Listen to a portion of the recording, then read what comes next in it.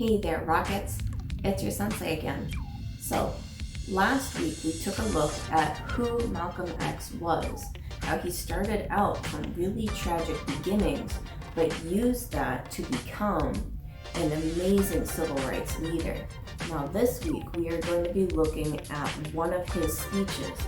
Most people know it as the by any means necessary speech. It was a speech that he gave during the very beginning of his new organization that he formed. Remember, after leaving the Nation of Islam, Malcolm X went on Hajj pilgrimage where he got a bunch of ideas for what to do when he went back to America. In this speech, he will be going over all of his ideas for his new group and what he thinks should happen in America for Black Americans. Let's take a look. Assalamu alaikum. Mr. Moderator, our distinguished guests, brothers and sisters, our friends and our enemies. Everybody is here.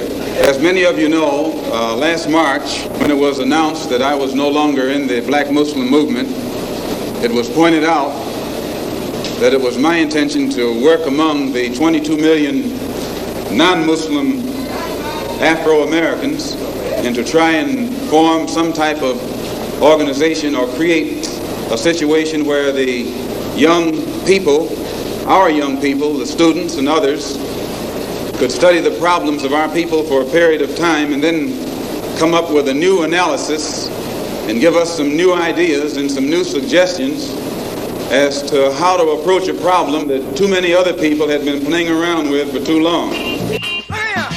Some people say we got a lot of malice, some say it's a lot of nerve. But I say we won't quit moving until we get what we deserve. We've been buked and we've been scorned. We've been treated bad, talked about, as sure as you moan. But just as sure as it takes 2 eyes to make a pair, brother, we can't quit until we get our share. Say it loud. There have been many of our people across the country from all walks of life who have taken it upon themselves to try and pool their ideas and to come up with some kind of solution to the problem that confronts all of our people. All the work I did was for the other man. And now we demand a chance to do things for ourselves. We're tired of beating our head against the wall and working for someone else. Say it loud. Say it loud.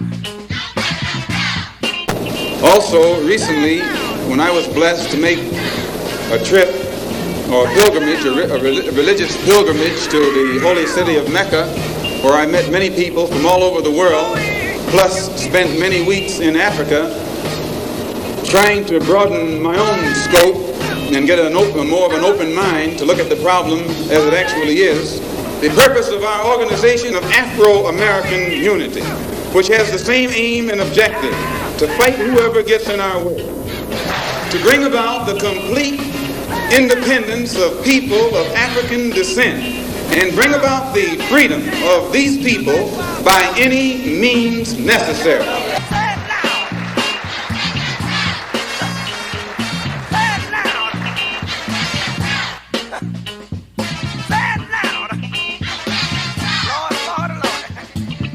Salam alaikum, gamers. It's me, Gamer Sensei. You like the new setup?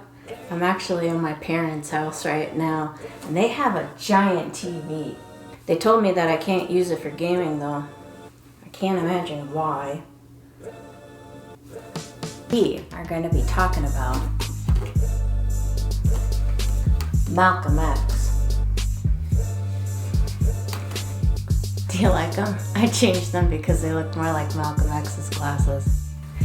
Anyways, we're going to be getting into Malcolm X's speech. This is, again, one of his most famous speeches that he's presented so far. In particular, this is the one that he's using to launch his new organization.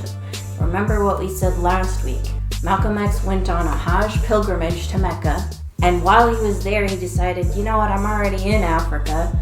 let's go and see what all the other people are up to. And he had these really great ideas that he got from each country that he went to. He decided when he came back that he was going to use what he learned on his trip to help all of the people who are still suffering in America.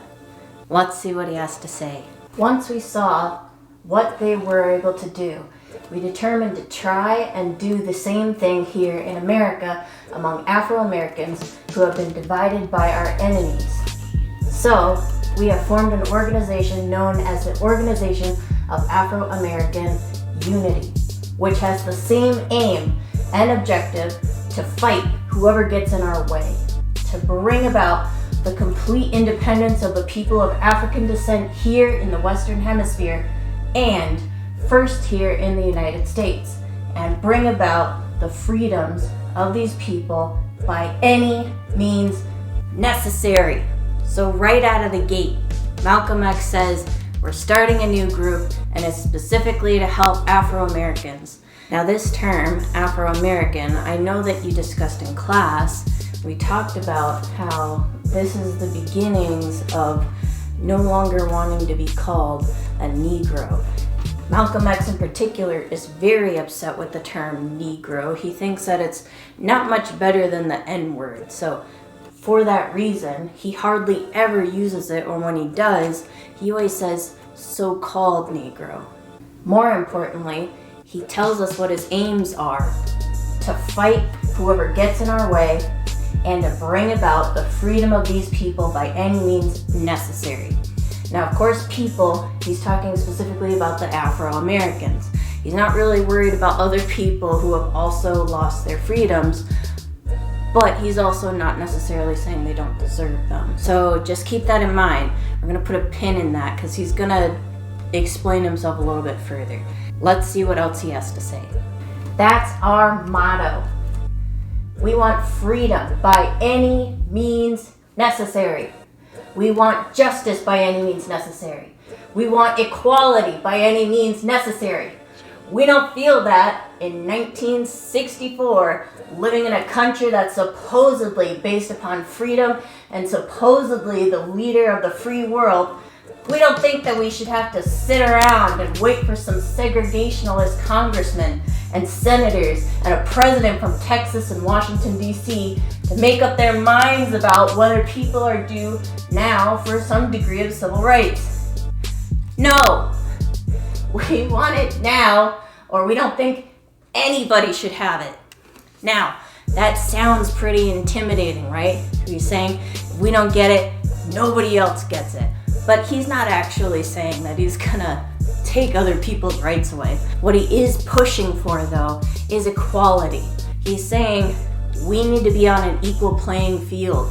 If other people have this, we should also have it. If they do have it and we don't, it either needs to be that we all get it or none of us get it. He's all about equality, not necessarily putting other people down. Because nobody wants that other thing. Let's be realistic here.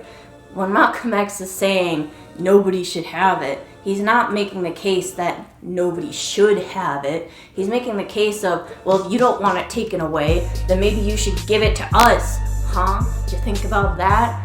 Anyways, let's go on to the next topic. So here's where he starts talking about his purpose of the organization. Let's see what he has to say. The purpose of our organization is to start right here in Harlem, which is the largest concentration of people of African descent that exists anywhere on this earth. There are more Africans in Harlem than exist in any city on the African continent, because that's what you and I are, Africans. You catch any white man off guard here right now. You catch him off guard and ask him what he is. He doesn't say he's American. He either tells you he's Irish, or he's Italian, or he's German. If you catch him off guard and he doesn't know what you're up to. And even though he was born here, he'll tell you he's Italian. Well, if he's Italian, you and I are African, even though we were born here. Now that's an excellent claim here. So Malcolm X is saying again, let's start using the term African. We are Africans, not me, obviously. I'm not African. In fact, he says if you catch a white person and ask them, what are you? They almost always tell you where their parents were from, or their great-grandparents, or wherever they were from Europe. That's absolutely true, by the way. If somebody asked me, what am I would absolutely just say, oh, I'm Irish and German, because that's where my family was from. On my dad's side, they all came from Ireland and Germany. My mom's side, it was all Ireland. So that's exactly what I would tell you guys. Oh, I'm Irish and German. So Malcolm X says, well, if that's what white people get to say, then we all get to say that we're African. Now, it's true that Africa is a whole continent, not a country, and these white people are all naming countries. But let's keep in mind that Malcolm X is using Africa in general because not every black person does know where their family used to be. It's true that a lot of the slaves were taken from certain countries, so it's very unlikely that they came from Kenya, for example, because that's on the other side of Africa. But he's like, doesn't matter. All of Africa. Let's just say it like that. We are African American. Or as he puts it, he doesn't say it on this slide. Oh well. He says it some other place, Afro-American. And that is the name of his group, by the way. So the Organization for Afro-American Unity, that's what he calls it. So it makes it shorter, I guess. He's not implying that every black person has an afro or something. He's making the claim that Afro is short for African. Now Malcolm X, in a next paragraph that we're not going to get into because it's a very long one and I want to keep this short, he says that the whole reason for his organization is to bring people of African descent together so that they can work towards a common goal. Now this common goal, of course, is to get people to start giving them the rights that they deserve. In particular, Malcolm X calls out police brutality again. He says that things like having a dog sicked on somebody should not be happening purely because they're black. And he says that black people need to band together because that's the only way that this kind of thing is going to be achieved. There can't be any kind of separation. He mentioned before in another paragraph that we read that they had been separated by their enemies. And that's absolutely true. As we're going to see in a second, one of the last paragraphs we tackle is going to say that there's some infighting going on in the black community. Are you guys excited yet? Let's see what else he has to say. Okay, so we're finally getting into what his organization is about. There are a ton of rules and ideas that he's going to be laying down in what he calls his charter.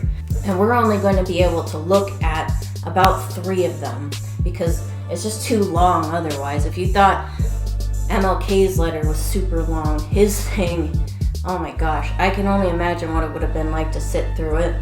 If he wasn't like a really good speaker, he'd probably be sleeping. Good thing he's not. Let's take a look at what else he has to say. We hereby present this charter. Number 1, establishment. The Organization of Afro-American Unity shall include all people of African descent in the Western Hemisphere, as well as our brothers and sisters on the African continent, which means anyone of African descent with African blood can become a member of the Organization of Afro-American Unity, and also any one of our brothers and sisters from the African continent. Because not only is it an organization of Afro-American unity, meaning that we are trying to unite our people in the West, but it's an organization of Afro-American unity in the sense that we want to unite all our people who are in North America, South America, and Central America, with our people on the African continent. We must unite together in order to go forward together. Africa will not go forward any faster than we will, and we will not go forward any faster than Africa will. We have one destiny, and we have one past. All right, so what this means is Malcolm X is saying all black people.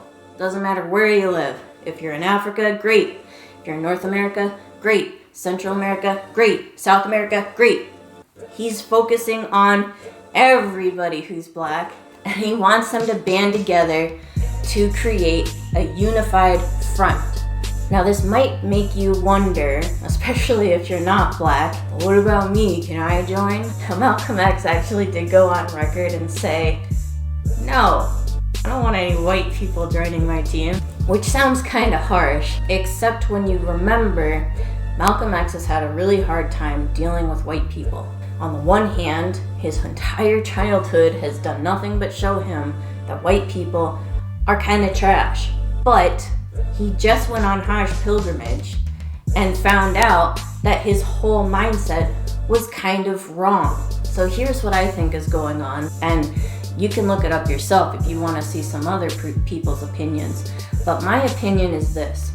It's not that he doesn't want to work with white people, because he clearly has shown that he does in other speeches or other interviews that he's had. But I think he wants there to be some cushion between him working with them and them being in his groups. He doesn't want them making the big decisions, but he doesn't mind if they want to come along and support him.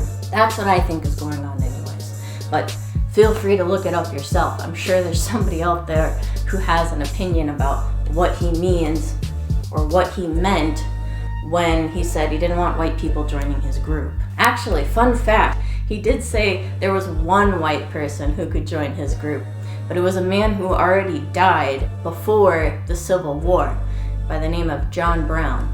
He's kind of an interesting guy if you want to look him up. Okay, let's see what else he has to say. All right, so let's summarize what we have so far. What's up with the Organization of Afro-American Unity, also known as the OAAU? It was created so that people of African backgrounds can band together. And their stated goal so far is to get equal human rights by whatever way they need to. And this is a good place to mention, it doesn't say any way they can. It says whatever they need to do. And that's an important distinction to make, especially when we get into the next topic, self-defense. So when he says we're going to do whatever we need to do, he is not saying that, oh, we're just going to go in there with our bats and start swinging at people. No. If he can go and talk to them, he'll do it. It's kind of similar to what MLK was saying, that he would negotiate if people would actually negotiate with him. Malcolm X says, I would do that too probably. But if I need to, I will absolutely pick up a bat and start swinging. So now that we've got the stated goal and who can be in the group out of the way, let's get into the meat and potatoes of this. We're going to talk about self-defense. 君、もうジョジョとキスはしたのかい？まだだよな。初めての相手はジョジョではない。このディオだ。